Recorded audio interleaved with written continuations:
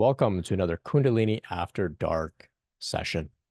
I'm your host, Brent Spirit, and I'm here on Zoom with 16 other people. We've got a few people tuning in on YouTube. We've got a few people listening in on Instagram as well. Thank you all for joining me live tonight.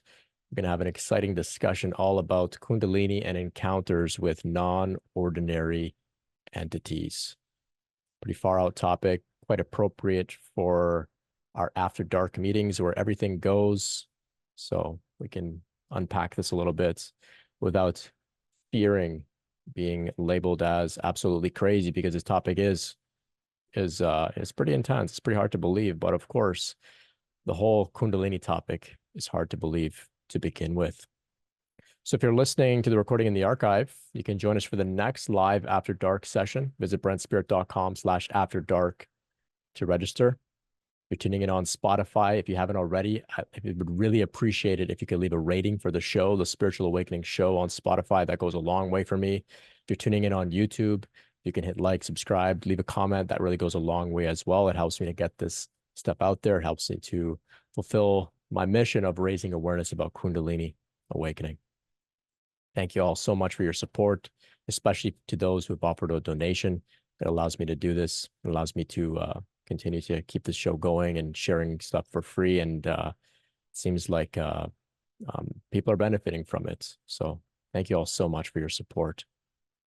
So as I mentioned today, the topic is Kundalini awakening and encounters with non-ordinary entities. So right off the bat, I want to acknowledge here that this is a very, very unusual topic, period. We're talking about beings, creatures, entities that are not physical, and yet they still can come and communicate with us, interact with us. Pretty out there.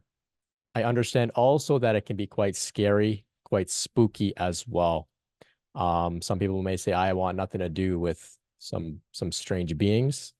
I completely understand. It can be quite frightening and uncomfortable and hard to believe, and of course, very difficult to get support from others. Very difficult to talk about with others if you happen to have been, troubled by such experiences. But that's what we're going to unpack today. So don't worry, I've got some ideas and some insights and some practices to share with you to make peace with this whole topic. And after I share, I'm going to open the floor up for others to also share their input, maybe tell us a bit about your experiences, your thoughts. All is welcome here. It doesn't have to be just about entities and whatnot. We can talk about anything to do with the spiritual path. So today I want to share a multidimensional, a sort of spiritual, sort of out there, far out perspective of these non-ordinary entities, as well as a bit of a more grounded, rational perspective as well.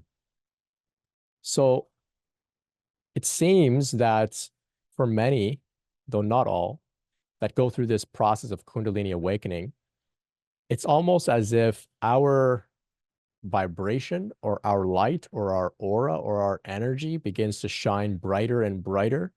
And in doing so, it becomes kind of like a beacon, kind of like a lighthouse that can attract all sorts of different beings to us. Many of us may have experienced this with human beings. People just, maybe show up, come up to you at the grocery store and say, hey, I had to come say hi. There's something about you.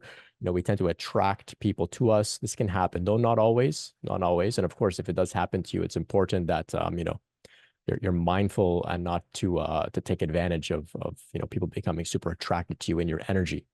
But not only does that doesn't just apply within, the physical realm with human beings. It can also apply within these, non-physical realms where other beings, other entities that are sort of interdimensional or non-physical can also be attracted to our energy, to our aura, in the same way that they may be attracted to a sort of a beacon, right? To a sort of a lighthouse, right?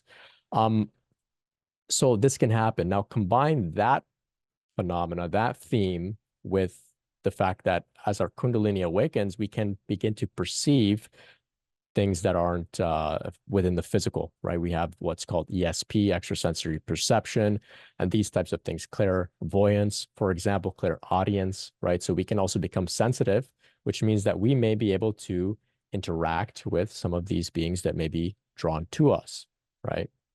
So like I said, not everybody's going to have these experiences. some will have this sort of experience and it will last likely for a short phase, a short period of the journey, and then it kind of tends to fade and not be at the forefront. But few people will be, generally speaking, called to have these experiences quite consistently. And for the most part, what I've recognized is because they are called to be of service, to support some of these beings who may need their help, but also to support others, other human beings who are troubled by their experiences with these entities. So there are some people that are very in tune and very consistent and very skilled at navigating these types of encounters and relationships. So, that in a traditional sense, you may think, somebody who's able to sort of exorcise demons from somebody who's possessed, they're serving to help people to, find relief if they're troubled by some sort of entity that's bothering them, to put it mildly. So these things can happen as well, and you may recognize where you may fall on that spectrum. Maybe you've never experienced this, and that's fine. It doesn't mean anything is going wrong. It doesn't mean you're really missing out on anything. Some people are meant to have a very grounded, sort of embodied human experience, despite having, fully awakened Kundalini, and that's fine too. So I mentioned, I'm going to share a couple of perspectives, the multidimensional perspective, and then I'll share the more rational, grounded perspective. So beginning with the multidimensional perspective here, we can consider that perhaps these entities, which may be angels, demons, ascended masters, fairies, gnomes, elves, ETs, aliens, just sort of vague presences with a disembodied voices, all of those different things that we may hear about in lore and legends and folk lore and all that kind of stuff. Perhaps they are actually out there and they do actually exist in some other dimension, and they're able to sort of interact with us within this dimension, or with our ESP or whatever it is. And that would imply that even if we're not aware of them, they are still out there, autonomous, kind of on their own journey, doing their own thing, right? So that's could be possible. They do exist, is what I'm trying to say from this perspective. And if so, we have to learn how to deal with that. If we happen to, become in touch with them, we have to learn how to deal with them. We'll be talking about that.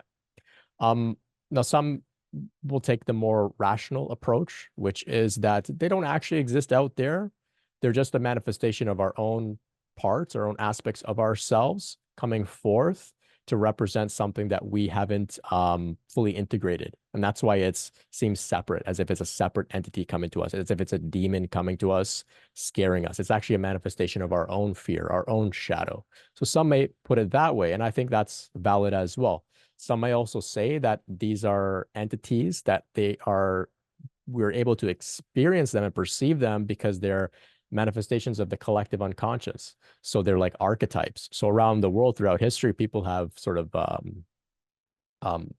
fed these archetypes with their energy, with their intention, and now they exist in the collective unconscious. So we can all sort of access them, and they may come forth in that way, but it's coming forth through our own psyche. It's not actually that an entity exists out there somewhere with its own autonomy and whatnot. So those are the two perspectives. Now, when it comes to the multidimensional perspective, I think there's some, reason to believe or to, consider that perhaps they do actually exist out there somewhere with their own autonomy. We can consider that across cultures, people have these encounters with seemingly similar beings. And of course, like I said, it could be that we're just tapping into archetypes. Interesting from the work of Terence McKenna. He spoke a lot about in the DMT space, there would be these sort of elves, these crystal elves. And it seems that many other people who have never heard of a crystal elf, who have got nothing to do with elves and crystals, when they explore the DMT space, they encounter the same type of entity. And there's been some other explorations around this. I think DMT, the spirit molecule, talks about this as well. Explores this type of phenomena, which is basically, why are multiple people experiencing the same type of entity if they have no cultural conditioning around that specific type of entity? Where are they all coming up with the same descriptions from? Well, that may suggest that these entities do actually exist. I don't know for sure. We can't really say for sure. Maybe some of you can. I don't know. But personally, I say, hey, look, we can take the grounded, rational approach and say it's just an aspect of ourselves, or we can take the approach that, yeah, these are actually beings that exist somewhere out there with their own autonomy. Nonetheless, when we have these experiences, the aim here is to work with what comes up, regardless of whether we know where it's coming from or not, with a sort of curiosity and non-judgmental love and acceptance. So I know this may sound a little off if you're thinking, whoa, non-judgmental love and acceptance of a demon, how can I do that? Well, I'll go on and I'll speak a little bit more about that. So just hang with me here. Ultimately, we acknowledge that every experience we have on the spiritual path in some way or another serves us for growth, for evolution.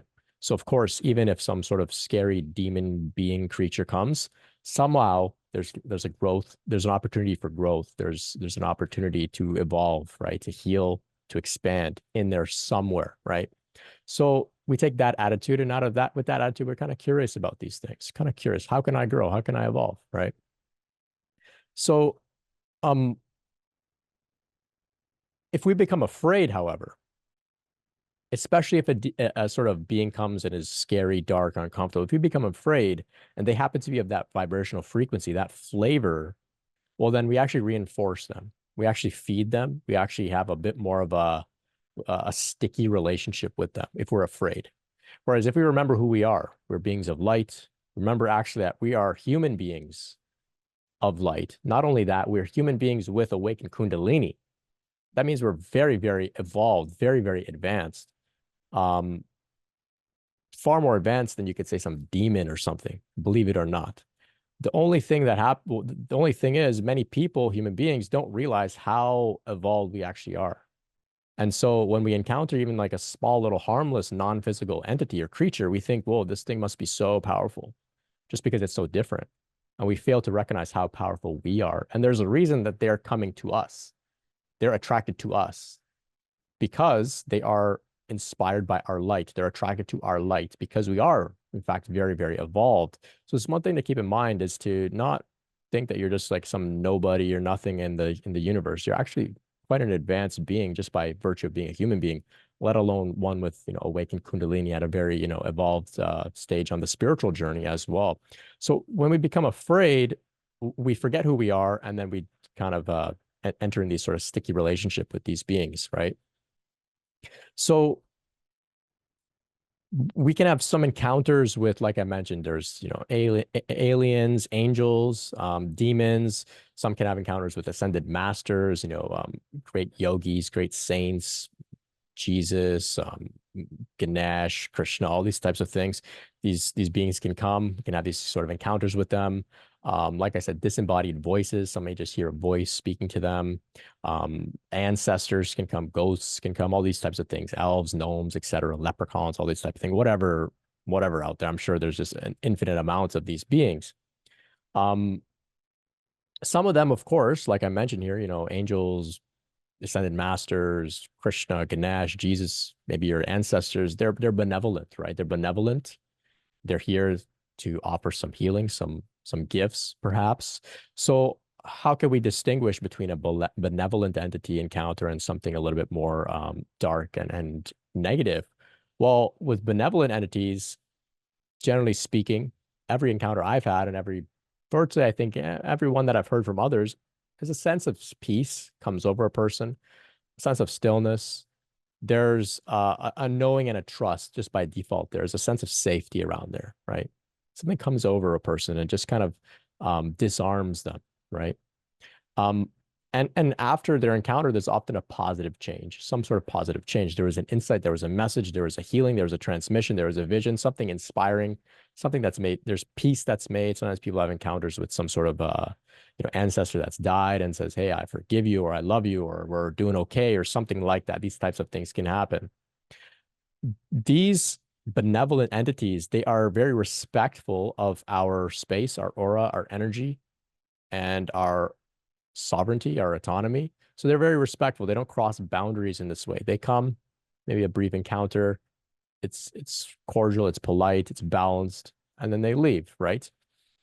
So some may have these encounters, and what happens is they actually become a little bit attached. They say, oh, why can't Ganesh always be there talking to me and walking with me? Or, why can't my spirit guide always be whispering in my ear every little last thing that I need to do throughout my day? Go left, go right, go to the bathroom, get a snack. Why can't they always do that for me? Why can't they always be there? And this can actually be a little, it can bring suffering when there's attachment to some of these benevolent encounters and these benevolent entities. Well, they're not always there because they respect your ability and autonomy to lead and live your own life. And they actually want you to do that. They're not here to live your life for you. So that's why sometimes they come and then they go. They kind of take a step back, right? They're not here to, pull every last string within your life. And nor do you really want them to. So it's not that they're abandoning you. It's just that they come, they give you what's necessary, and then they take a step back.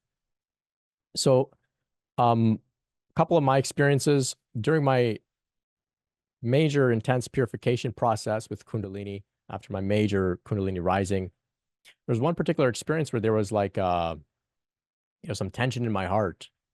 There was some sort of, you could say, a blockage or something being worked on in my heart.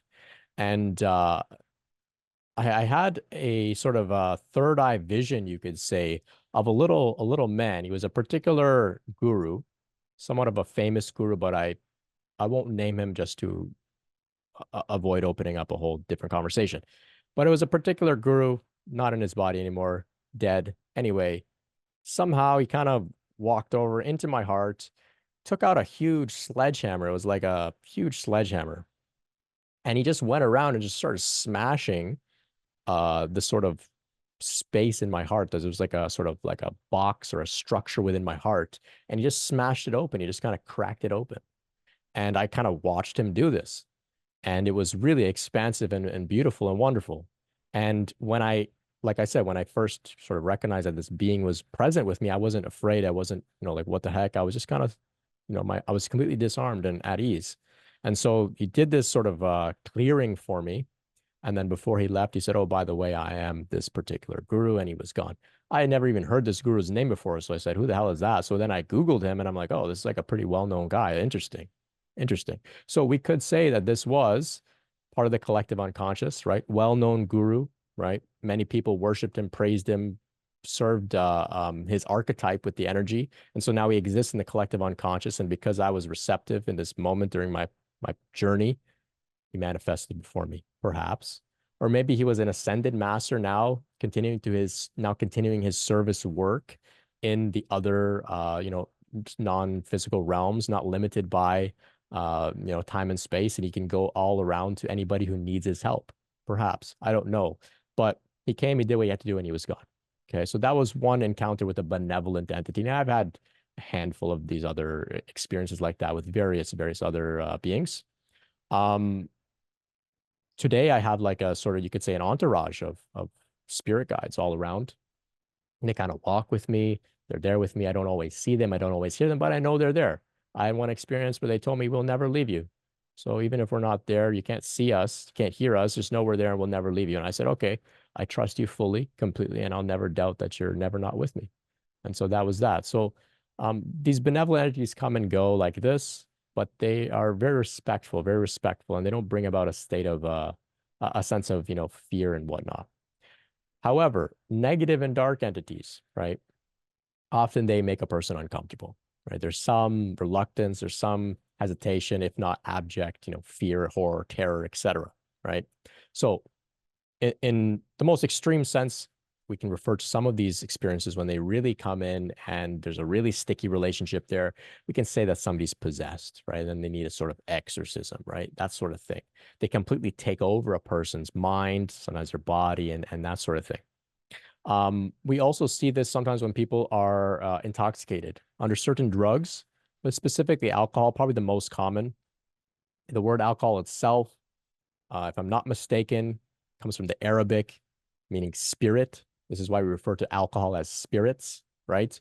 It opens up a person to these non-physical entities and brings them into a certain frequency where they can kind of latch on and take over a person at times. This is why some people get addicted. Completely, you could say pseudoscience, okay? I know addiction is, so it's a valid illness, right? It's a valid illness, but this is a spiritual perspective of that, where a person is essentially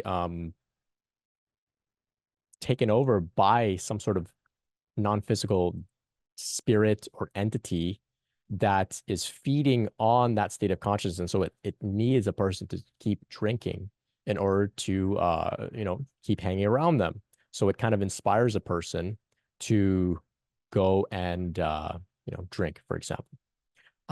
Maybe you've seen this. Some people under certain drugs and whatnot become a completely different person. You can see it in their eyes. They're not there anymore. Something else is there.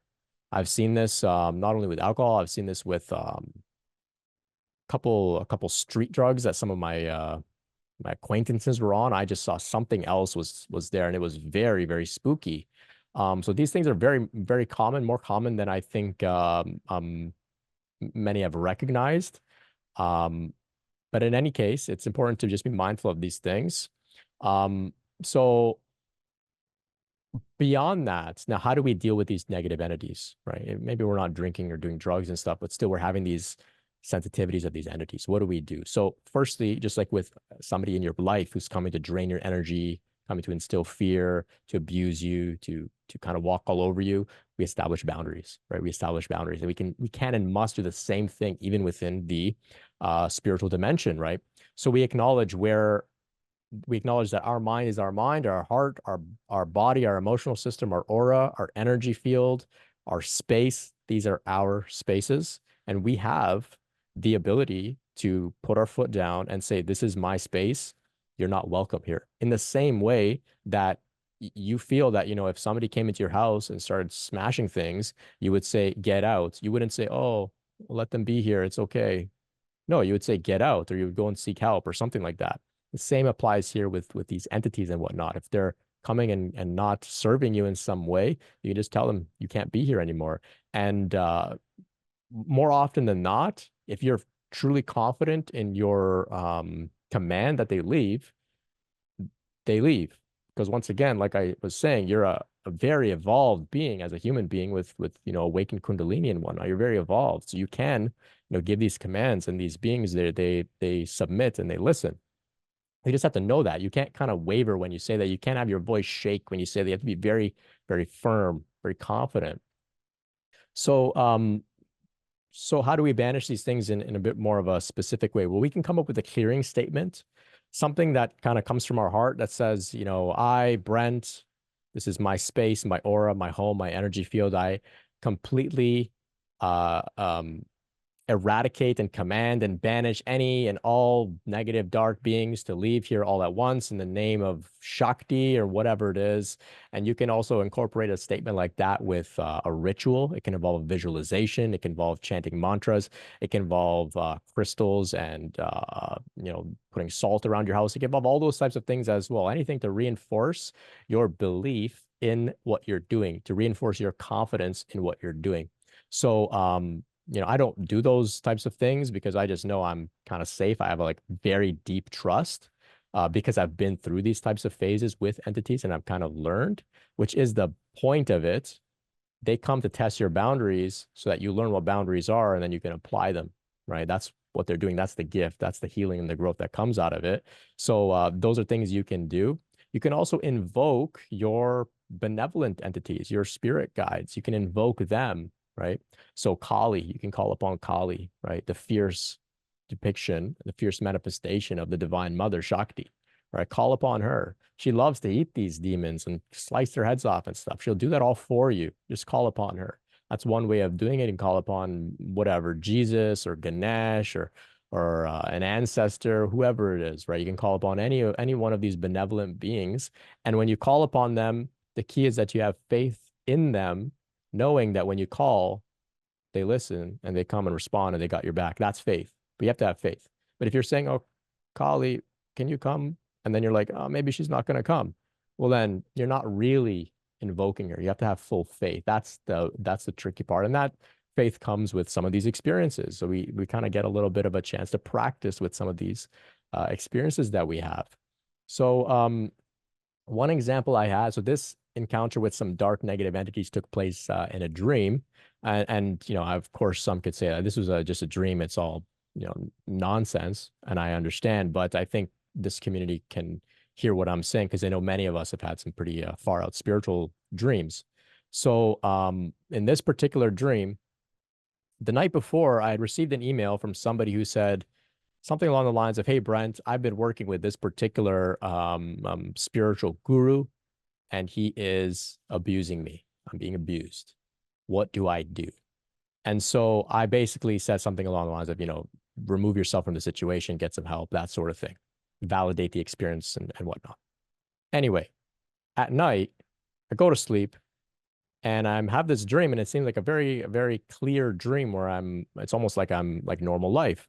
And somebody knocks at my front door. And so I open the door, and standing there are these two gigantic, like 8 or 10 feet tall guys wearing sort of trench coats. They look kind of like Hagrid, but very spooky looking guys. And they say, "Hey, we're looking for Brent. He's like a Buddhist or something like that. Do you know where he is?" And I got really scared. I said, "Oh my God, these guys are looking for me." So I slammed the door and I got very afraid, right? I got very afraid. And because I was afraid, I had no power, right? Because I was afraid, I didn't know I forgot who I was, right? I thought these two 10 feet tall guys are much more powerful than me. So naturally, I'm going to be afraid. But then I paused and I remembered, I said, whoa, whoa, hold on, wait a minute. I am the light. I'm the light. That's it. That's all I need to remember. I'm the light. So I caught my breath, said, "I'm the light." I opened the door and I said, "Yeah, that's me. I'm Brent." But they stepped forward to come in the house. I said, "No, no, I'm not going to meet you in the house." I closed the door behind me. I said, "We're going to talk in the street because my house is my house, right? That's my boundary, right? We're going to talk in the street." So then in the street, they came to try and attack me. So I was able to fly. I flew up above them. They couldn't attack me. It was a whole battle. Somehow I had a knife or a ninja star or something. There was a whole battle. Anyway, I killed one of them. The other guy got really scared and he ran away. So that was a bit of a cool dream I had. Anyway, when I woke up, I recognized, I think that was a psychic attack by the particular guru that was abusing the guy that emailed me. I guess maybe he got wind that, I was trying to, tell this guy to leave.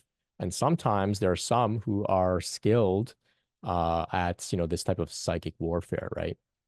So anyway, these entities were sent to bother me. So I learned a few things in that dream because, like I said, all of this is about growth and learning. It's not just random stuff happening to victimize you. So I learned, oh, wow, I actually am the light and I actually am very powerful. I didn't really know. I just, gave it a try and it worked. Okay, interesting. I learned also about, I got pretty good boundaries. I naturally just said, no, I'm not going to meet you in the house and meet you in neutral ground. So I learned that. I learned a bit about, this whole psychic battle thing.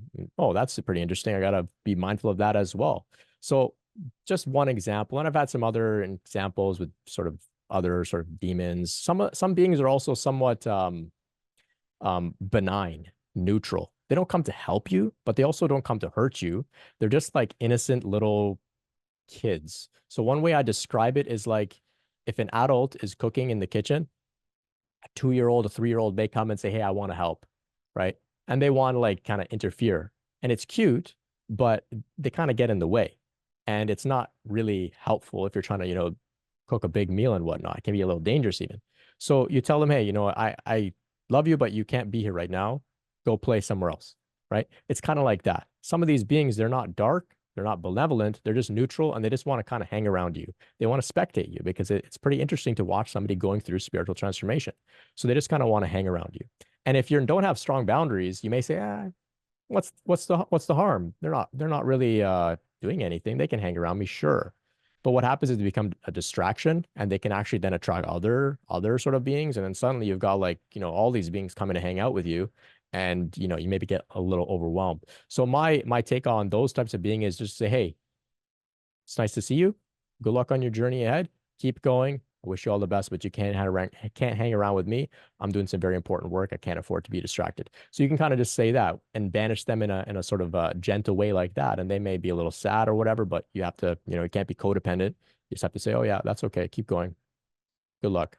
And you go back to your work. So that can happen as well. But ultimately, the idea here is to remember the light, like I did with those two sort of Hagrid looking guys, and remember love, unconditional love. And what is unconditional love? The way that I see it, it isn't that you love any and all beings and entities and whatnot, meaning you give them a hug, invite them in your house, kind of, give them a place to stay and all that. No, love just means I see you. You two are part of the light of the divine. You're part of the spectrum of the divine. You're part of the oneness of all that is. I see that. I love you in that way. Namaste. The light in me recognizes the light in you. I love you, but continue on your journey, right? So that's the way that we banish them with love. And what's interesting is, especially when these dark beings come, you give them love, they're just like, whoa, what is that? I've never felt this before. And they feel inspired. They're like, you know what? I feel a little inspired. I'm going to kind of go find more of this. Or I'm going to go and see how I can kind of figure out what this love thing is. And they'll go on their journey. They'll kind of dissolve or walk away or vanish and stop bothering you. Right. But if you give into fear, then they're going to hang around until you're no longer afraid. One way that came to me when I was thinking about these beings was that they come to scare the fear out of you, to scare the fear out of you. So that's also their teaching, their blessing, their gift. They come, they scare you, the fear arises, and now you can see it, you can work with it and process it and release it. So that's their gift in another way of looking at it. But ultimately, if you can come to the point where your heart is open and you're willing to love with boundaries, then I think you're well on your way when it comes to interacting with, non-ordinary beings. So I want to hear from the rest of you all about your encounters with these sort of entities, beings, dark beings, neutral beings, benevolent beings. Maybe you've got some experience with all of this. Maybe you got some thoughts. Maybe you disagree with me. That's welcome too. I don't think anybody is a really expert on this topic at all. So please, we can have a conversation here. Maybe you've got some things to share about Kundalini awakening, spiritual awakening in general. I'm happy to hear what you have to share. Maybe you've got some questions. I can do my best to respond, but I'll open the floor for others to respond as well. I see some hands coming up already, so I will get to those hands. Hey, Tom. I can hear me. Yeah, Hi, Brent. How's it going? it's going good. How are you? Yeah, I'm good. So I've had a couple of experiences with entities recently. So the first one was I was lying in my bed and then it felt like a presence. It was so powerful and it just whispered in my ear, slow down, slow down, like that. And it was so powerful and it was what I needed to hear at that time. So that was one of the ones I had. That must have been about 5 months ago. And then I've started having a lot of clairaudience. So my hearing will suddenly go kind of like mute, and I'll hear like ringing, and then I'll get it'll be like a voice in probably my left ear. Sometimes it'll be my right ear. Sometimes it'll be like a female human voice. Sometimes it'll be like something that doesn't really sound human, and I can't tell what it is. I don't know if you've ever experienced something that's not human trying to speak to you. Do you have any advice for like sometimes I can't hear it properly and it's really fast, and I'm like trying to listen, but I can't Hmm. make it out properly. So have you got any advice around that? Yeah, first I have a question about the first voice that says slow down. How did you feel when Yeah. you heard that? Oh, it was like I was pinned to the bed. It was so powerful. It was kind of like angelic, it felt. Mm, And angelic. it was angelic and it was just pure power. Like it was so powerful. It was just slow down and it was just the message received loud and clear. Right, right. So that's one example of what I would say was like a benevolent type of entity, a benevolent presence, disembodied voice, however you like to call it. And I mean, you describe the energy, angelic, and it was a beneficial message. It was exactly what you Yeah. need to hear. Yeah, Yep. great. So sometimes, yeah, we can have these sorts of other types of experiences where we're picking up on things that aren't really clear. Um, I don't know exactly what to say about that besides just have a relationship with it and say, hey, if you have something to say it so I can hear it. Otherwise, don't bother me. Yep. You Yeah. try that. That's the thing. Yeah. I can't hear it sometimes and sometimes it'll just be very fleeting. It'll be for a slight moment. And sometimes I'll try and like change, adjust the frequency kind of. Yeah. To try and hear, because I'm interested to try and hear, but then I don't know, should I be invested in this or should I just try and not be invested in it? Uh, I think because you're asking that question, it's probably just a brief phase that you'll go through to pick up a few lessons, understand a little bit about boundaries, about energy, about reality, and then kind of move on. I think that's for most people. They have a short phase with Okay. entities like that. So I wouldn't invest too much in trying to unpack it. Like I had many encounters with all sorts of beings, and they didn't really result in anything sort of meaningful or significant. And if I kind of went down those rabbit holes, I would be the entity guy, and instead of maybe, somebody that was grounded and working towards a deeper and deeper integration. And I don't want to be the entity guy. Yeah, that's how I feel. I had another experience a couple of weeks ago where I lay down on my bed and I started like vibrating around my throat chakra, and then suddenly I was like out of my body and I was in my meditation seat, but as like it was kind of like an astral projection kind of experience, and I was just looking out from where I usually meditate, and there was like a being looking around the door frame, and it kind of like was like scraggly and had like a large belly, and I was just looking around the door frame, but I wasn't scared or anything. It was just kind of neutral. And then suddenly, bam, I was back to my body. Right, That was quite right. odd. Sadhguru, he's got a talk as well where he mentions like just having similar encounters like that to all sorts. He just sees all sorts of creatures kind of walking around in this field, that sort of thing. It's on YouTube. You can look it up. He doesn't really say too much, but for some reason, what you shared reminds me of what he was talking about, Sadhguru. Okay, I'll have a look at that. Thank Oh, you. cool. Thanks, Tom. I appreciate it. No worries. And if you ask me later when I'm not doing this, I can try and find that specific link for you if you're interested. Yeah, yeah, I'm interested. Thank you. Okay, great. Thank you. All right, let's go over here to Nick B. Hey, Nick. Hey, man. Hey, Brent. Yeah, so I wanted to share like two quick stories. One being just like how negatively an entity affected me like my entire life, more or less. So I was not like possessed by an entity, but definitely heavily spiritually oppressed by an entity for my entire life from the time I was born, essentially, from like the time I was about 3 years old. Experienced a trauma, and this entity kind of entered my spiritual fabric at that time and like tormented me and like drove me to the brink of like really difficult experiences. And it also fueled my desire to awaken because I needed to escape something, and I didn't really know what I was fighting against, but there was something tricking me into doing really self-destructive behavior. Like I was, from a Jungian perspective, like archetypally possessed by an entity that literally just wanted to destroy me completely. And this fueled me to awaken Kundalini. And then when Kundalini awakened, thank God, it started to work its way through my system and would come up against this entity. And I couldn't see the entity initially, but it caused like an intense war within me. And obviously, like the Devi is powerful enough to uh, destroy this entity, but it still took like many years, like several years of awakening to get rid of it. But then also, I needed to work with a shaman. The shaman told me that this entity was like of an extremely high level of power, and I don't know if I could have got rid of it on my own.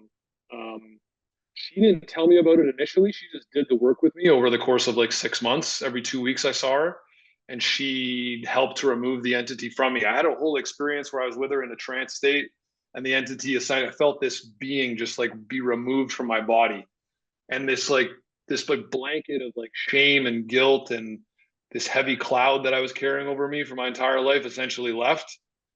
Now, this wasn't like always feeling that way. Well, after I was awakened, it would kind of come for me every time I tried to move something forward in life and do something and succeed. It would come for me and attack me relentlessly.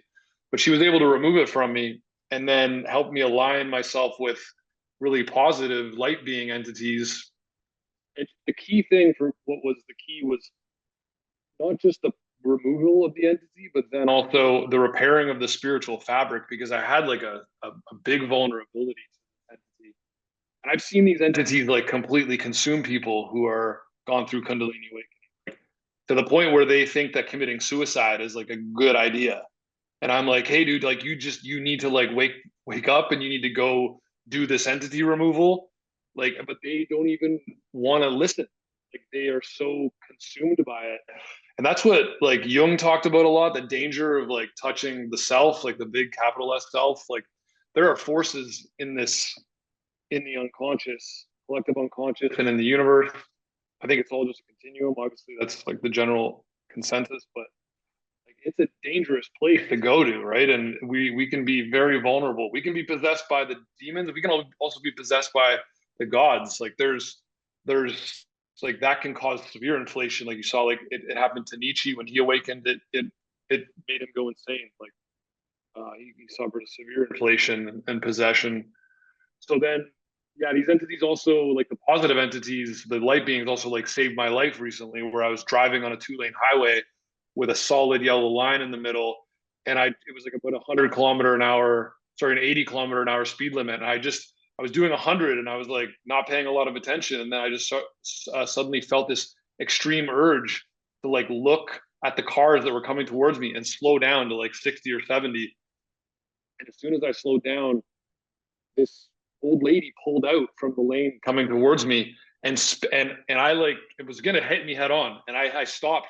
I came to a complete stop on this highway, and she just cut in between the car that was driving in the opposite lane and my car, and I was like completely dead calm, and it was like I could see it happening ahead of time, and you know my shaman was like, yeah, like the entities were like helping you big time. So yeah, it's a these entities are, you know, they can propel you along really positive paths, but they can also completely consume people. And I don't think we really realize how much these entities are affecting globally, or these energies, really, these archetypal energies, which could be classified as demonic or whatever, are affecting our collective consciousness at the global level, in positive and negative ways, like both light and dark entities, or you know programs, you know, the matrix essentially.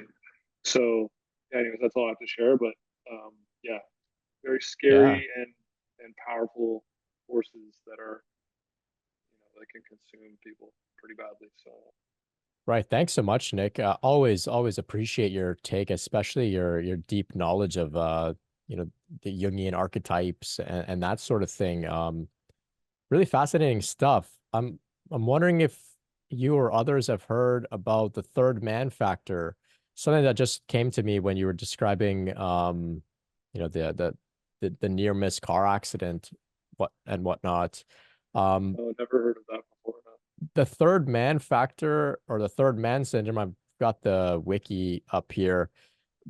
Basically, there's like this phenomenon where people that are in like a sort of emergency crisis, like life or death situation, sometimes they report that like a, a sort of person shows up and just talks them into whatever they need to do to stay alive or to get to safety, and then that person is completely gone.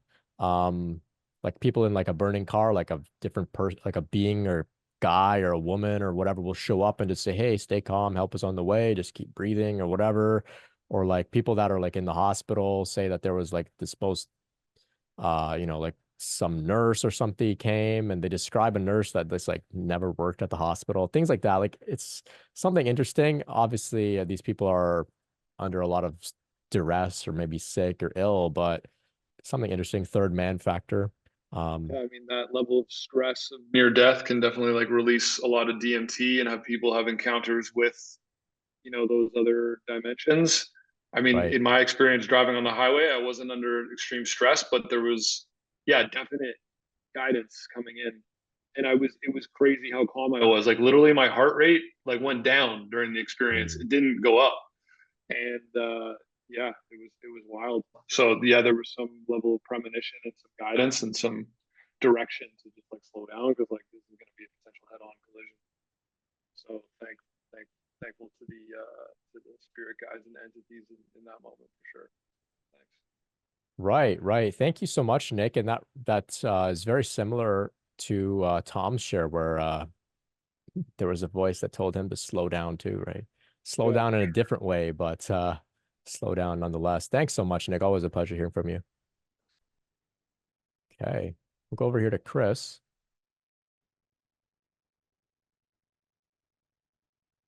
Yes, hey. Hey, Chris. How's it going? I was Pretty liking good. what Nick was saying there. I was following him along pretty well there. I could tell he's a guy who's looking for truth, you know. Mm-hmm. But but yeah, on the entity subject, I mean, like you said, there's no real, like, can't say there's an expert in that subject, because I think, especially once you get back past the physical aspect of reality, things are just get so multi-layered and it's too complex. But I've had experiences with you can say spirits or entities, poltergeist activity. I've had out-of-body experience, near-death experience. I've had plenty of experiences on that end, and I've also had plenty of experience with trance states and the shamanic realm, being in that space for quite a while, pretty high level on that end.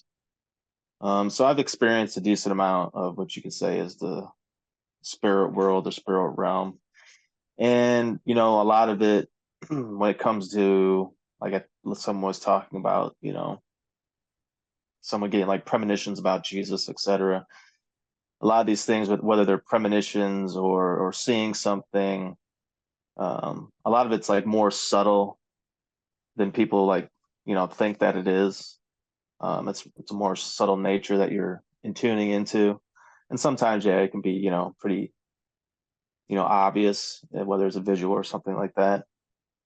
But I believe that there's also a layer, because everything is this intelligence that you can call God, whatever. That there's a level to where everything, on some level, it's almost like it's controlled. There's only so far that you're going to go with it. There's only so far that an entity can go with itself. There's only, it's almost like there's set programming within all these layers and levels within the spirit realm that these things function within. And I think that's also because it's also part of this, dream that's been created for consciousness to evolve and awaken to. It's so, vast and complex, we can't comprehend it, but it's operating in such a way that where there's a level of, you can say, free will or, pure potentiality that's been given. But there's also this sense of control, of intelligence that's also happening at the same time. So I believe that there are some entities that are operating on the level that's kind of on that realm of like us, where there's a sense of free will and operation, but they are also there for the reason of evolution of us becoming aware of itself, the spiritual realm, etc.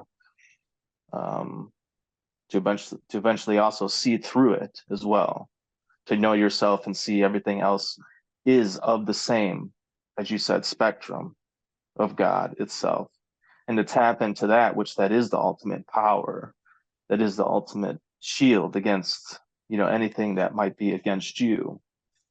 And I think that there's also, you can say, entities or things that people encounter that they're not necessarily entities that they're operating on that separate way of self, that they're actually, it is the intelligence that is you mirroring itself back to you in a way that you can digest, because we only operate through separation.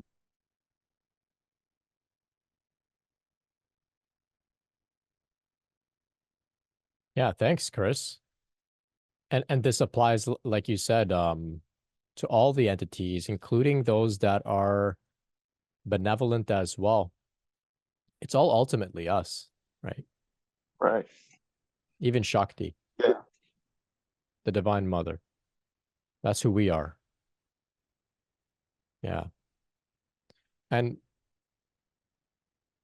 that ties into Tom's question here in the chat. Has anyone ever communicated with their spirit guides?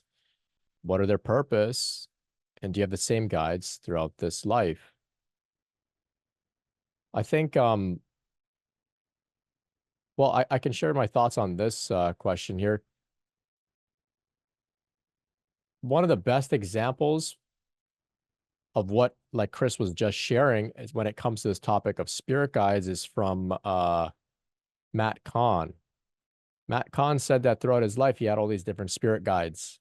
He could see all their different faces and communicate with them and have conversations with them. And then at one point, he was taken to a place that seemed to be like the Akashic Records, and all of his spirit guides were there, sort of maybe at a table, I think.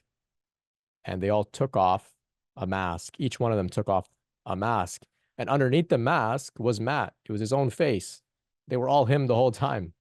So I had a similar experience as well, where I would say my main and primary spirit guide is Shakti herself, the Divine Mother, right? Shakti.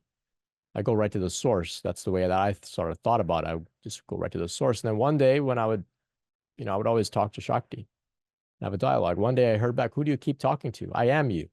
So I think their purpose is to support us, but then eventually to reveal to us that they have been us the whole time, right? Chris is adding here, yeah, no middleman, yeah, just going right to the source. But then even the source disappears and there's just you. There's just you. I'm wondering if anyone else has ever communicated with their spirit guides. Let us know in the chat, or you can raise your hand. But I'll go over here to Tirth and see what Tirth has to share. Thanks for the question, Tom. Hi, Brent. Hi, everyone. So I might go a little off topic. So I That's wanted to ask you about twin flame. Like I've heard the term before, and I was like, yeah, whatever.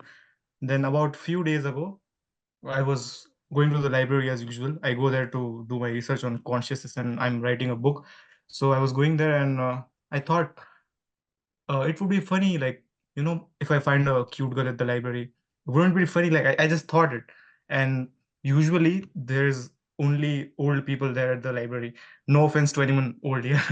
So when I went there, I saw this girl, and our eyes locked, and I don't know, something happened. Like all my chakras opened up, like my heart centered was like the Shakti started moving throughout my body. And even the girl was like confused. She was like, just we locked eyes, and everything disappeared. Like the whole library was gone, and I was just staring at her. I don't know what it was, but it felt like my soul was on fire, like full electricity pulse. It was like my ear started ringing. My higher self was like communicating to go towards the girl. And also it felt like our souls came out and they were making love in the middle of library. It was very weird experience. Yeah. And my third eye opened up, and I had some intimate experiences with her. Like I don't know about some, but the thing is, I could not talk to her. Like I was scared. I was like, I couldn't look at her. It was very, very weird. I've never, this is never, the thing is, she was not even my type. She was a very different girl, but I've never felt this much attraction to anyone ever. This was like magnetic pull. I had no like control over it, and neither did she. But like that day, I just couldn't talk to her, and I ran. I came back home, and I was overcome by the emotion, and I couldn't handle it, and I couldn't sleep at night. I had a full Kundalini awakening. Even at night, my Shakti started moving throughout the body. And so the next day, I went to the library again, and the girl didn't show up.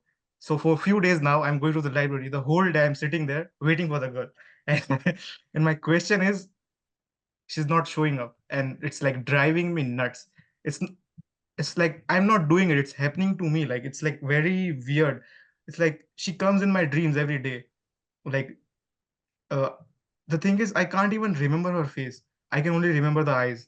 Like I forgot her face. I went into a state, I don't know, I went into a trance or something.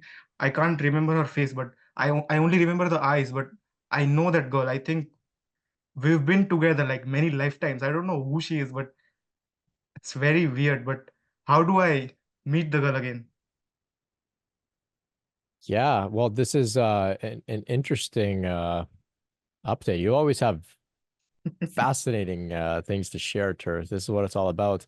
So yeah, it sounds like every bookworm's dream, right? To go to the Yeah. library and meet someone that lights you up like that. So my take on the twin flame thing is that there are certain people in our lives that come to catalyze our spiritual awakening and development. That's it. So if she's done this for you, sounds like she has with the energetic phenomena, that sort of thing. She's done her purpose in your life. could say she's your twin flame, and that's it. And I can't say whether you'll meet her again and what the future holds. However, if there was something stirred up in you, work with what's been brought up, process it, and know that ultimately those types of people are meant to show us how we are meant to love ourselves. So they give us a bit of a sample of what that sort of frequency is. So if you had a bit of a taste of that, you have to find out how to hold that for yourself rather than depending on someone else. Your story, though, is really interesting. It's not unusual. I've heard of many people having the same type of experience just seeing a Facebook profile. Like they don't know who this person is from around the world. They see a profile somewhere on Facebook and they're having the same type of experience you're having where they can't sleep. They're having all these emotions and memories and stuff coming up. And they're just like, I don't even know who this is. And they can't even bring themselves to even message that person because it's, of course, it's unusual. But it's enough. They've got enough to process to move forward on their journey. Now, because of course, you know, you seem to live nearby her and whatnot, maybe you'll see her again, and know that whatever brought you together in that situation in the library, it's going to take care of whatever else is necessary for you to experience in this lifetime. So you have to completely surrender. Don't hang around at the library for too long. Just say, hey, if it's meant to happen, it'll happen. And I hope it works out for you in some way or another, but just know that it's about spiritual growth. If that's what you're interested in, you'll always win. You know, I was so happy before I met the girl. I was doing fine. I was going about with my life, but like she switched something in me. Like I can't stop. Like something has happened. Like she shook me to my core, and I don't know. I have to meet her. Like, Yeah, you could have spent many, many lifetimes together as well. This is not uncommon. Not uncommon. Yeah. So maybe thank next you. week That's you'll it. have an update for us. Maybe she'll have to, Yeah. maybe her book will be due and she'll show up and you'll see her. Who knows? Let us know next week. All right, Tirth. Thank you. Yeah, sure. Yeah, thank you. Okay, let's go over here to Catherine. Hey, Catherine. Hi, Brent. How are you? I'm good. How are you? I'm doing good. Thank you. Yeah, so there's so many things I can talk about what you guys have been discussing. First, I just wanted to say about the third, I haven't heard it called the third man. What did you call it? The third man Third man factor or the third man syndrome. I think those are the syndrome. two. Okay. Yeah. All right. Yeah. So for me, I just kind of understood it as a kind of like a human angel experience that just showed up in my time of need, and it was really a profound experience. I was oh boy, it was probably about 20 years ago, and I had gone through a lot of loss in my life, and I was just feeling really down, and there was like one more loss. It was one after another, and I was thinking, oh my God, I don't know if I can take much more of this, you know. And it was right around the holiday season, so everyone was all happy, or you know how you get that in your head, like, oh, everyone has a perfect life, right? And I'm feeling a little sorry for myself because I've gone through a lot of grieving and things like that. So I get in my car and I go to the post office because it's almost time for the post office to close. I wanted to get out something in the mail, and I'm driving. I'm still feeling down. And then I get to the post office and I pull in. I'm the only one there. It's a small post office. And this old vehicle pulls up next to me. There's plastic on the window. Instead of windows, there's plastic held together with duct tape. The car has got to be at least 40 years old. I mean, it is an old 1970s. I mean, we're talking, yeah, it was falling apart. And I got out of my car and I looked in and I could see there's several animals in the car, cats, dogs, and then I walk around to the driver's side where the lady is, and she rolls down her window, and the smell was just beyond anything I could imagine. Okay. She was an older woman. She looked like she hadn't bathed. She obviously was living in her vehicle with these animals. And I was just heartbroken for her. And so I started a conversation with her, and I started to tell her about some resources that I had known about that could possibly help her to get some kind of housing if she was homeless. So she told me she couldn't go into any kind of housing because she would lose her animals, and they were her family. They were her only family.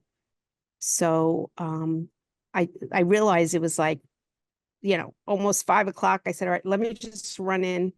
And I said, I want to tell you one more thing, and let me just run in and put this in the mailbox, and then I'll be right back. So I ran into the doors. I'm telling you, I went in. It took me probably 30 seconds to just go in the lobby, drop the thing in the box, come back out. She was gone. Okay. She was gone. There's no way she could have pulled out of that parking lot without me seeing her, making a left or right, or, because that's how quick I was in and out of that post office. And I just thought to myself, how lucky am I that I have this life that I am living, and my whole perception and my perspective of my life completely changed in that moment.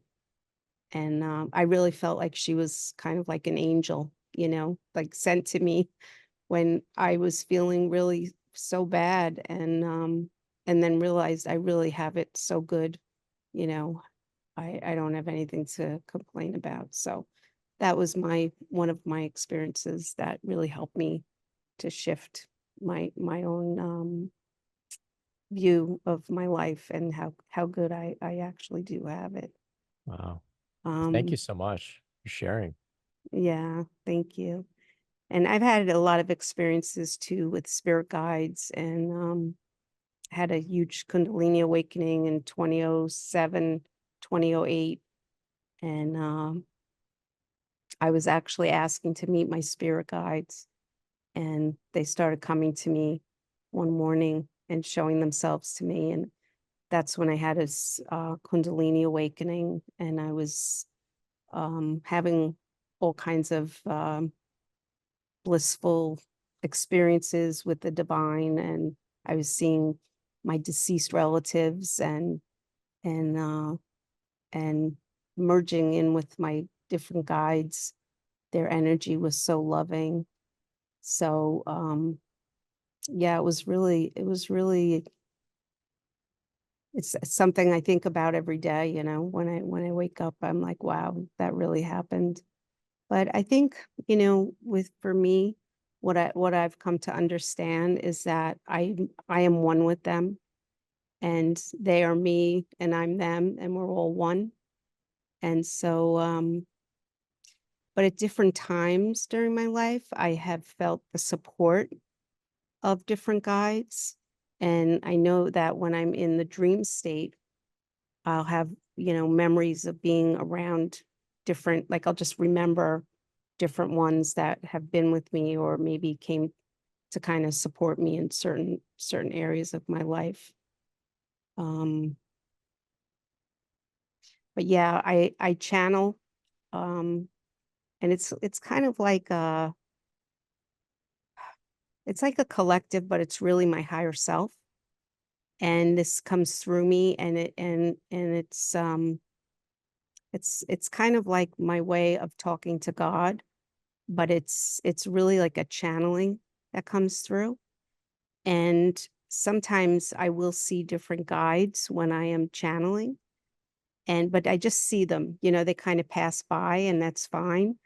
I've had a lot of different experiences too over the years with different types of beings, not necessarily human. They were from, I call them interdimensional beings. And so they've shown themselves to me.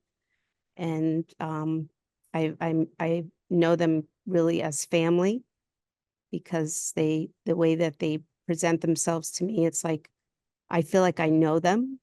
And some of them have told me that I've had lives as different types of beings, and I feel really connected to them. I'm not afraid of any of them. So, so that's been really interesting and fun. And yeah, so it's yeah, I'm not afraid of any of them. It's not anything negative. It's all been primarily positive.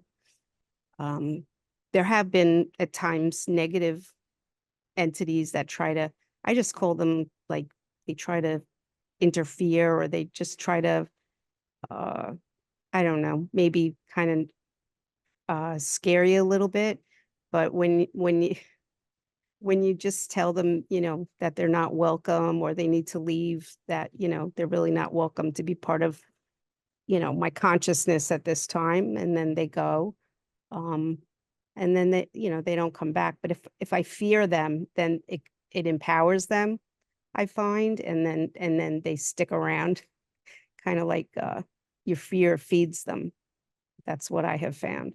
So when I just stand in my own power, and I tell them, they need to go on their way, and then they have to listen. So those are part of Thank my you. experiences.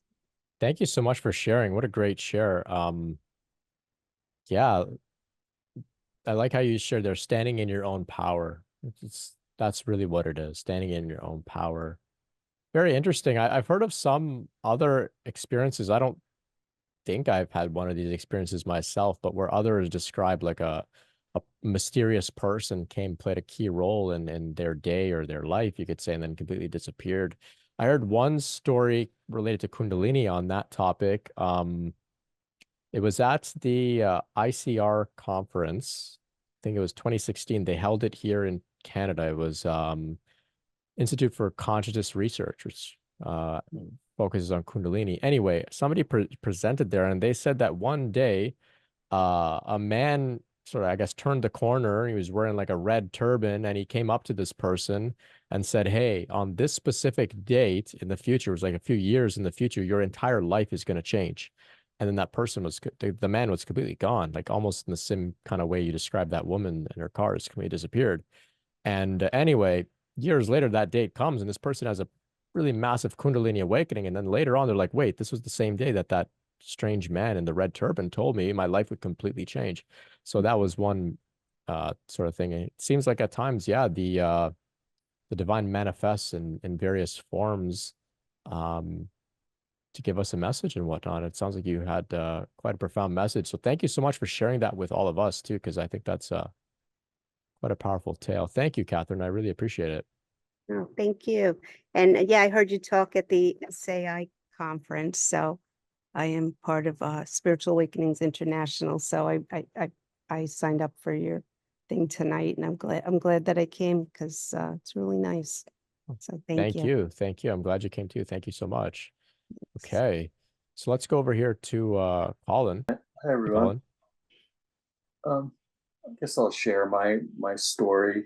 I've had quite a few experiences now, and sorry, I'm a little slow right now. Whenever I get in these groups, man, the energy just kind of overwhelms me, and I get kind of in this weird state.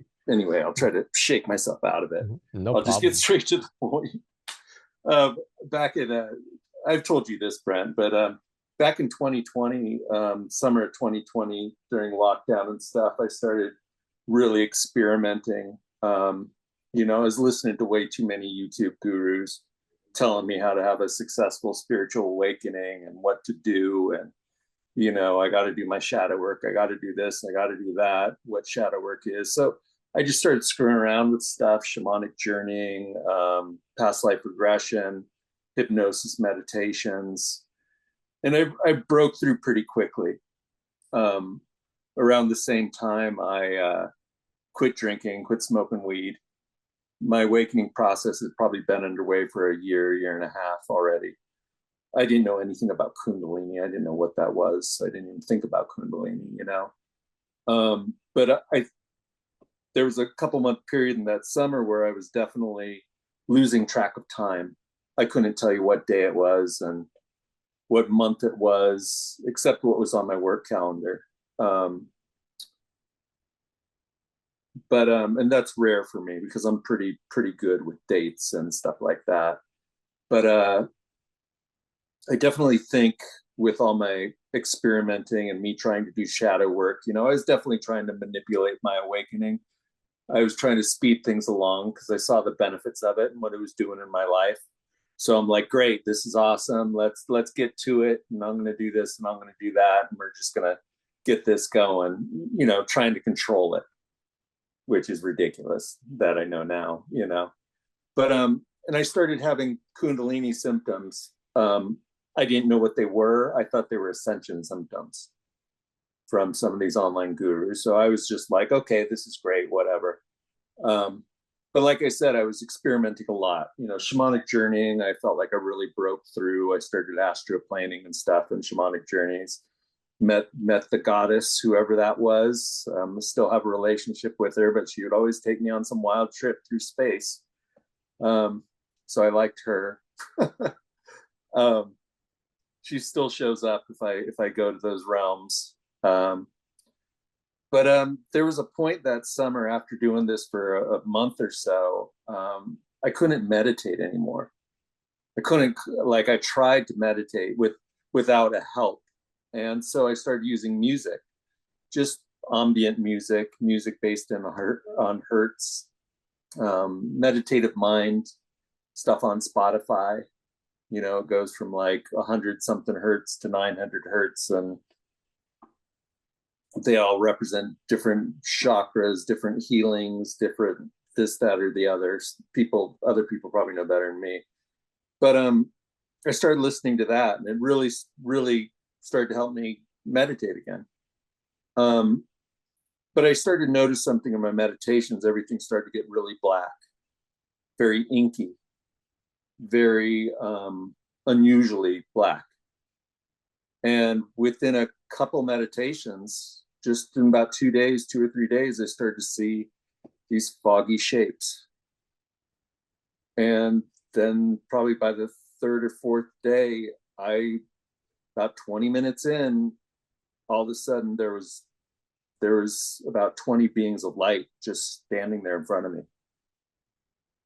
And, I wasn't visualizing. I wasn't under any kind of hypnosis or anything. They were just there. And they were bright and they were as clear as could be, like they were standing in the room with me. There's about 12 or so human-esque kind of ones, with a giant one, probably about 8 feet tall for scale, with a bright blue light on its forehead, just emanating like a ray, almost like a jewel, like a what does it call it, a bindi? Is that right? Mm-hmm. But it was and that being was definitely, didn't seem of human origin. And there were all these other smaller beings off to the side, which I really couldn't figure out. But the next day I went to meditation again, and they were there again, and they kept on getting closer and closer to me until they were probably about closer. You can't really measure the feet in the astral planes, you know what I mean? But let's say they were 6 feet away from me, and I could really make out the detail. It's like they were inching their way closer every day. And it got to the point where I could really, they let me, I kind of got up from my chair and I could walk over to them and really get a good look at their light. And it was just fascinating. It's just, they were like made of 1 million tiny light rays. It was like, imagine every cell in your body emanated a single light ray. And it was beautiful,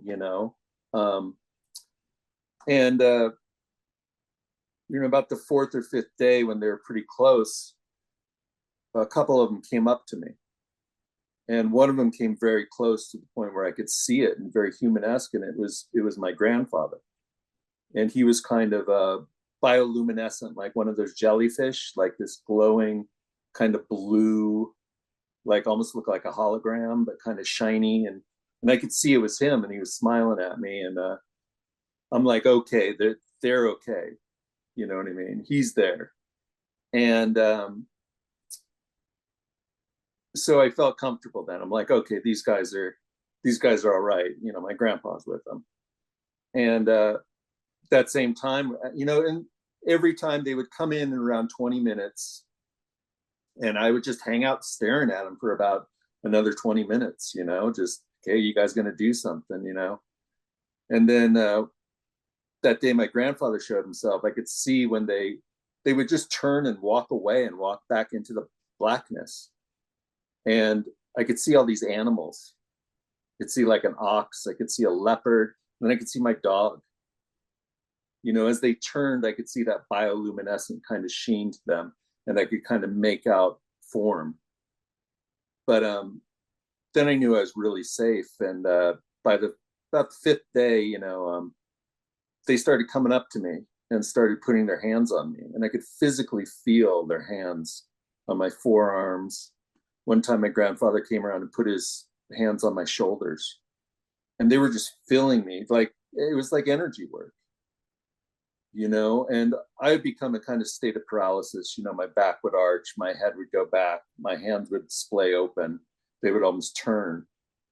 And this continued for almost 2 weeks, you know, like every time. I was so used to them, you know. And they would come do their work on me, and I would go into this weird state of paralysis. You know, I felt like I could break out of it if I wanted to, but I just kind of submitted. I figured they knew what they were doing, and I trusted them. But then about maybe about 2 weeks in, it could have been 3 weeks. Like I said, I really had trouble with time, but around that 20-minute mark, they weren't there, and all of a sudden I was in a field. You know, none of this was visualization or anything. It's just I was sitting at the edge of a field all of a sudden, and I could see light beings in the distance. I'm like, okay, so we're kind of in the same kind of place. But I could see this big one in the distance. I didn't know if it's the same big one that was with the group, but it came over and literally grabbed me, just yanked my body. And at that point, I really didn't have any, you know, I really couldn't feel myself sitting in the chair anymore. You know, it's like they had full control, and I was wherever I was, wherever they were. But it yanked me off to the side, and all I just saw was this blue, just blue. That's all I saw, this light blue color. It's almost like I was looking at the sky, and this giant just being rose in front of me.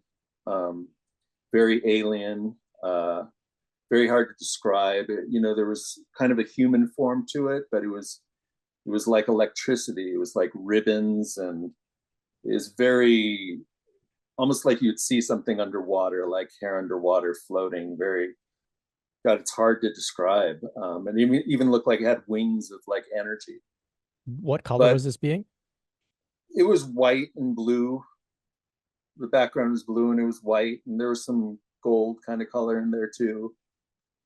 But I mean, pardon my French, but it just shocked the shit out of me. Every cell in my body, it felt like I just stuck my fingers in a light socket, and I was in a state of complete paralysis for a good 20 minutes. It was intense, you know. I could feel the chair beneath me shaking. You know, all these experiences with them touching me and stuff, I could feel their hands. It was a completely physical experience. And a lot of times when the other ones were touching me, you know, it's like I was wasted afterwards. I felt great, but I was depleted of all my energy. But when the big one got me at the end, you know, it scared the shit out of me. I came out of that one. I just kind of slumped down in my chair and I just started crying. And, you know, all I could think of was, you know, I wasn't a part of this world anymore. You know what I mean? I wasn't physical. I wasn't with them. It was intense. You know, I kind of lost my shit, you know, and they never showed up again. You know, it was all nonverbal and stuff. And that was back in 2020. It wasn't until last year when I kind of did some regression hypnosis where I realized, I'm like, oh, they're my, you know, that's my family on the other side.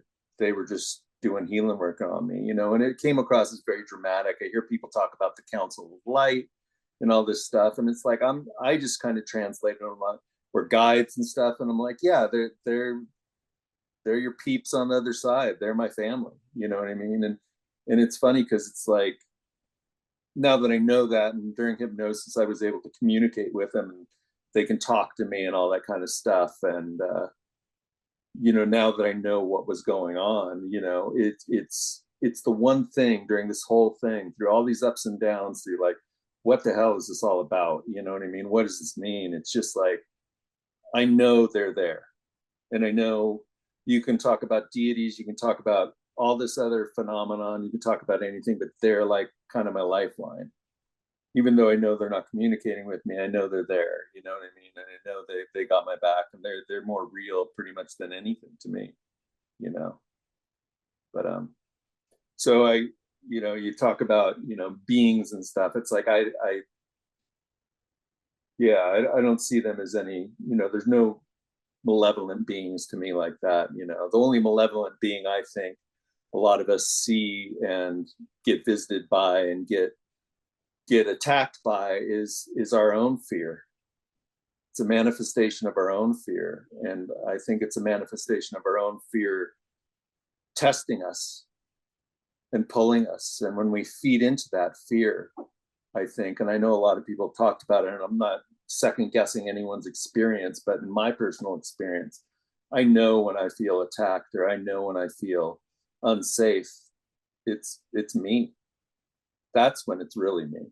You know, I definitely give my family and all that stuff, I see them as their own deal, and we're all part of each other, you know. But I definitely know, you know, my fear is my own doing.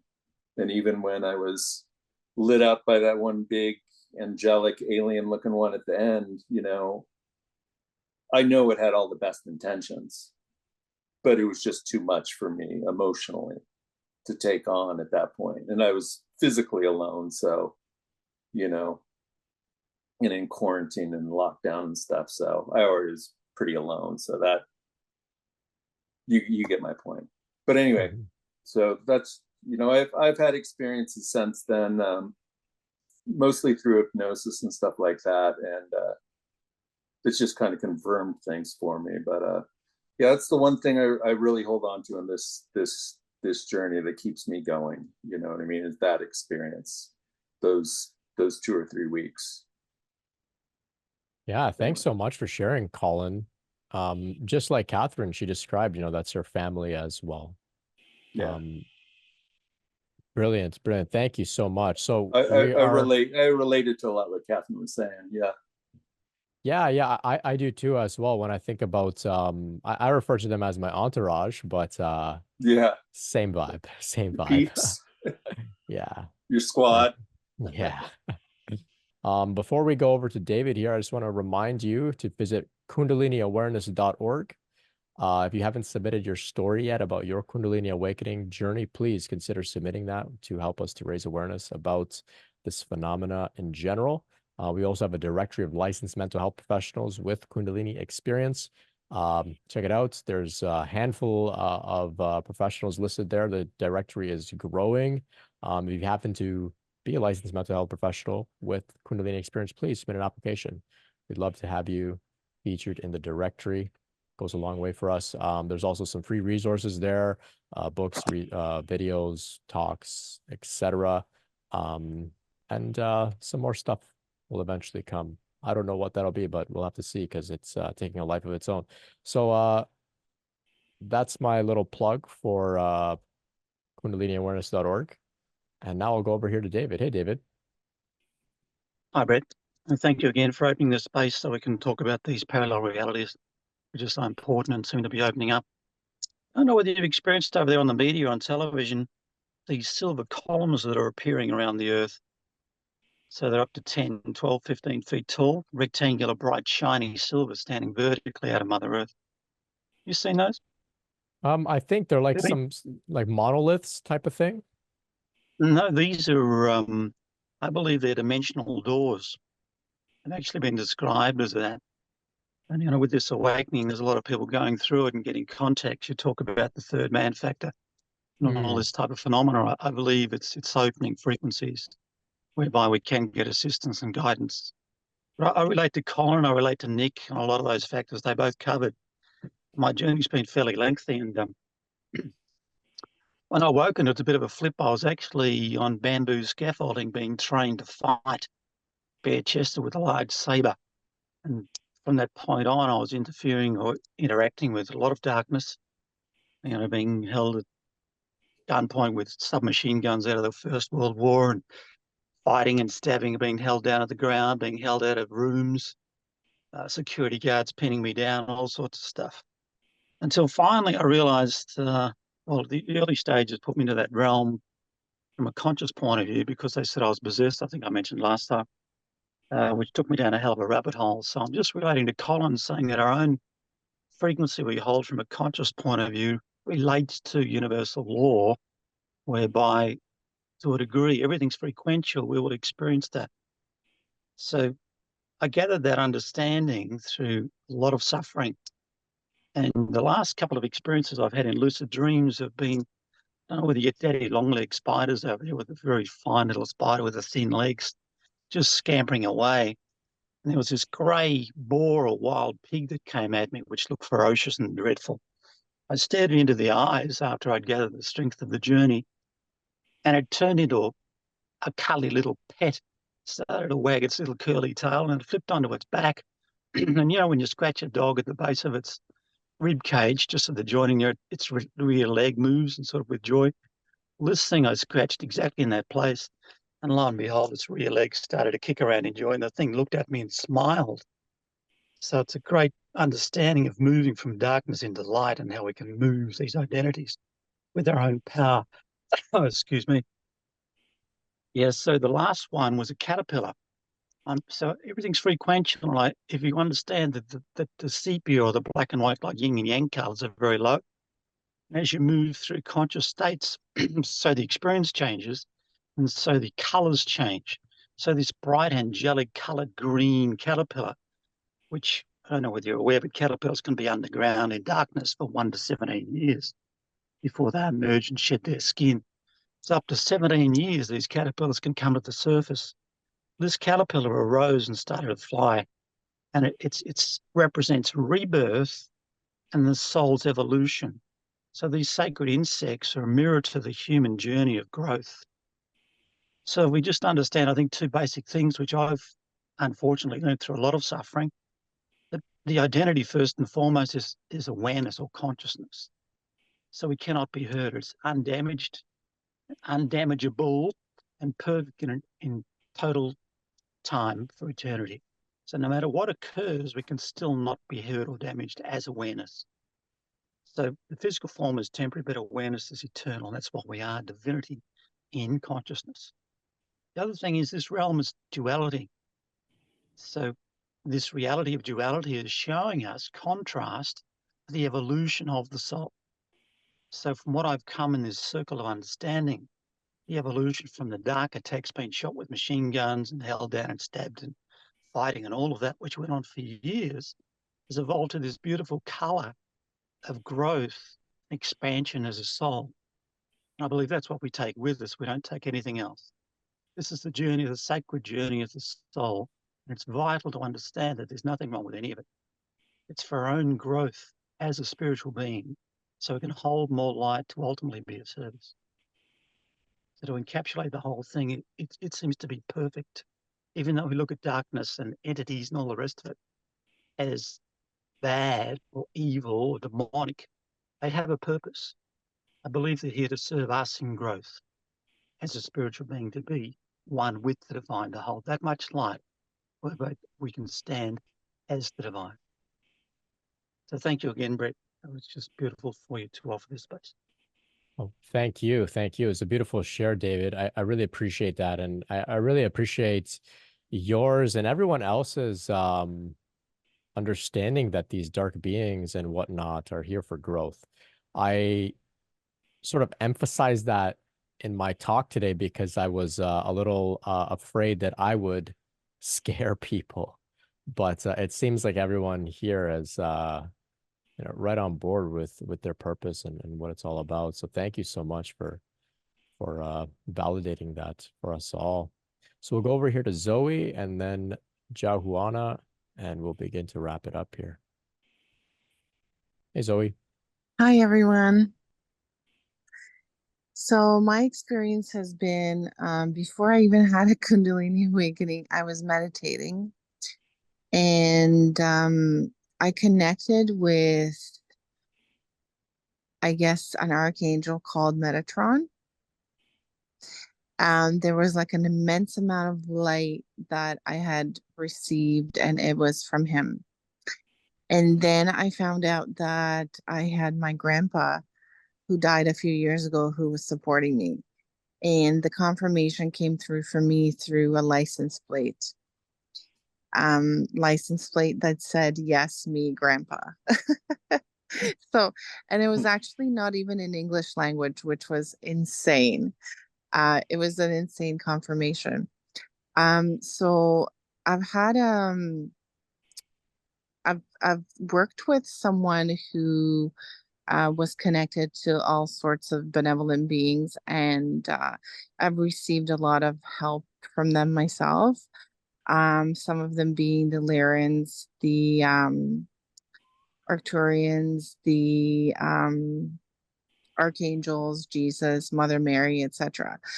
And then I realized that so I've had a connection with archangels, like I have a connection with the archangels, and when they come visit me, it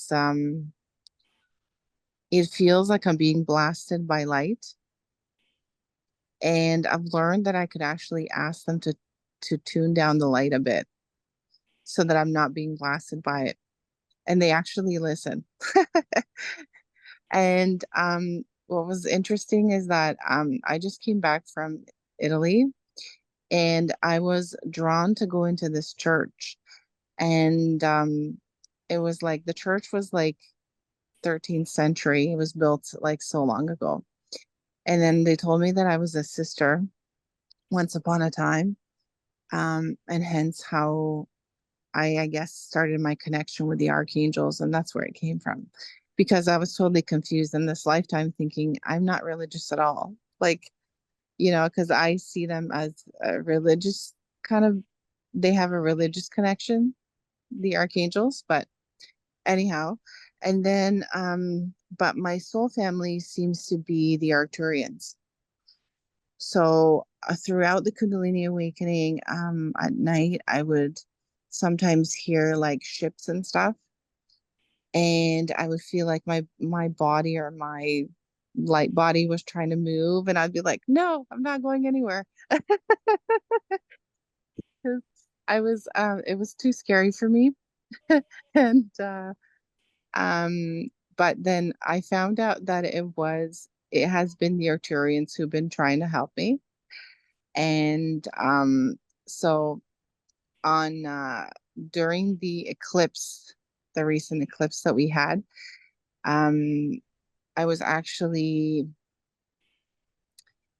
they showed me a lot of things, like on the ship itself, and they were showing me like the different technology they're working on, and how like I have the ability to like access implants and negative technology that's been placed on people, including myself. And they've shown me like the laser, like they use like specific color lasers to do healing and stuff like that. So yeah, and then I found out like I have a name and etc. So anyways, it's been kind of cool. So they do come pretty much daily. I connect with them daily, and they come do work on me. Or if I ask for help, I don't often go with protection when I go outside. And I've had something try to come into my field recently that I didn't get a chance to even assess before it actually tried to merge with me. And I was instantly like, you don't have permission to do this at all. and I called on actually the archangel, one of the archangels, to come and help me, and it was dealt with immediately. So, and I do have like a strong belief and faith that when I call on them, they're there.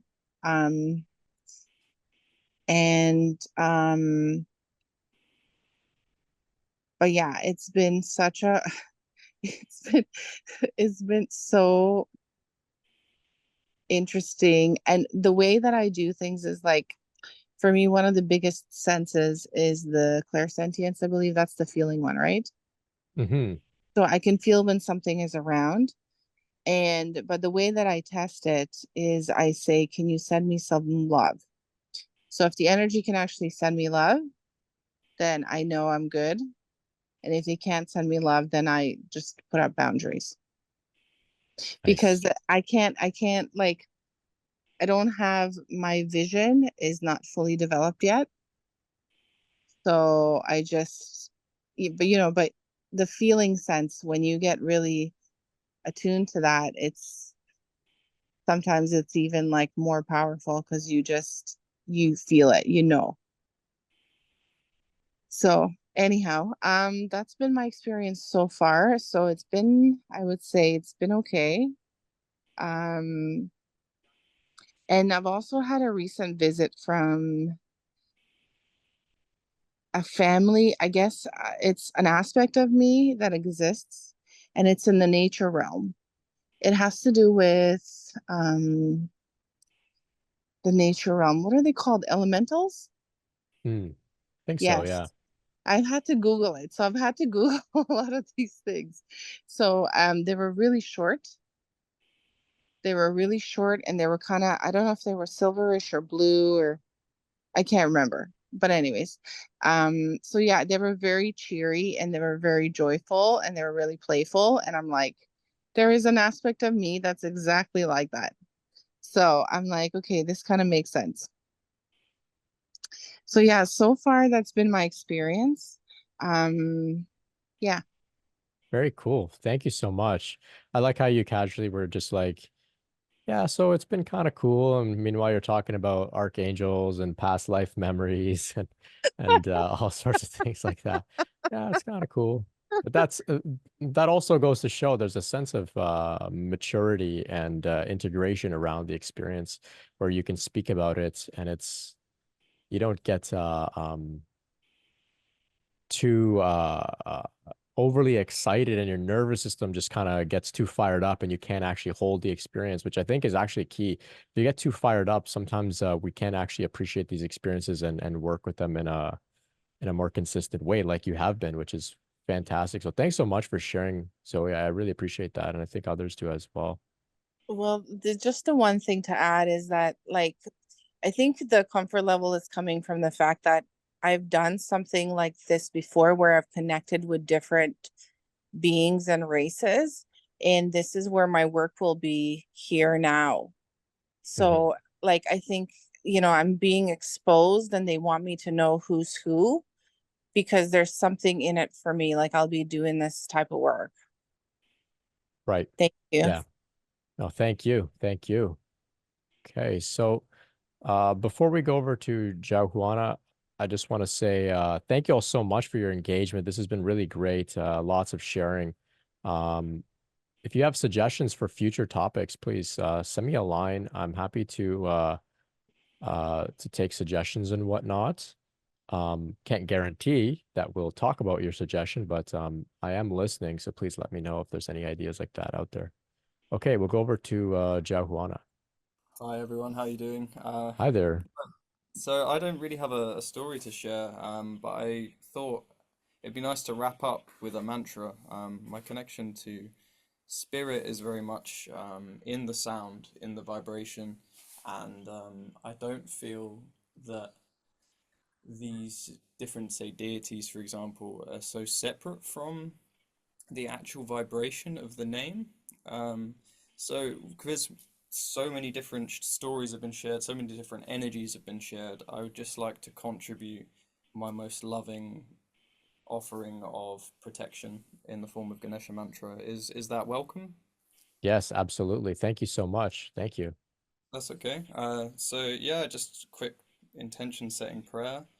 I never sing mantras to ask for things as such, but I know that Ganesha serves us in removing illusion and protecting, and the removal of obstacles in the inner space that leads us to our true selves. And I believe that the greatest protection that we have is that pure essence of self within us. And I just want to thank Ganesha and sing for everyone's protection so that these healing energies can come to you and you can get to sleep in a blessed and safe way. So yeah, I won't sing for a long time. I'll just go around the mantra a few times, and yeah, this is for you guys.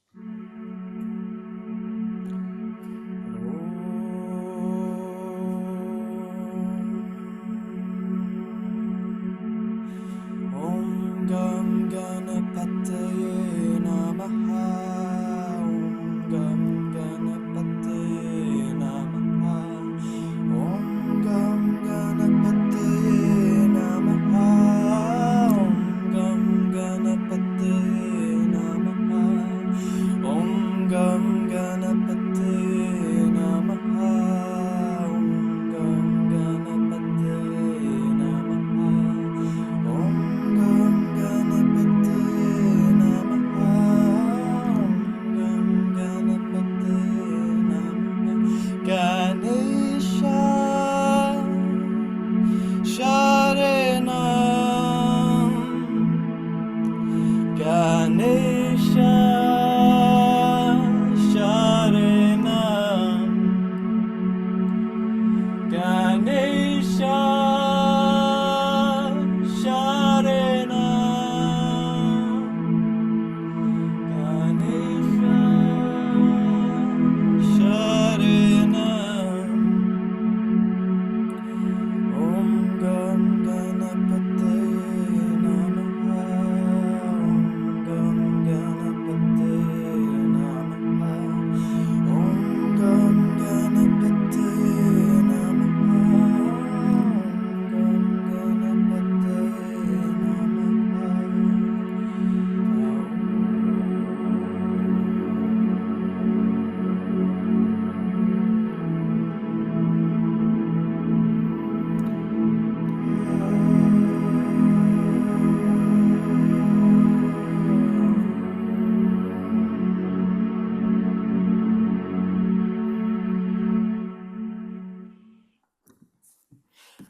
Blessings, guys. Stay safe. Lots of love.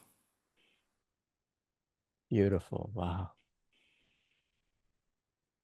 Jahuana, if you have a link to your music, something like that, please type it in the chat. Thank you so much. Wow, what a surprise. Thank you. I'm Yes, blown it's away. pronounced Joanna, and it's Dr. Umkit44 for you on Instagram. I'll put it in the chat. Thank you so much for Please. entertaining me. Oh, thank you. I'm blown away. I got blasted. Wow. I wish I had my harmonium here. Had to do it on the string setting on this keyboard. Beautiful. Yeah, you're welcome back anytime. We'll wrap it up there, everyone. Thank you all so much. All the links to everything are in the description. You know how to support me and all that kind of stuff. We'll meet again tomorrow for a Kundalini Q&A meeting.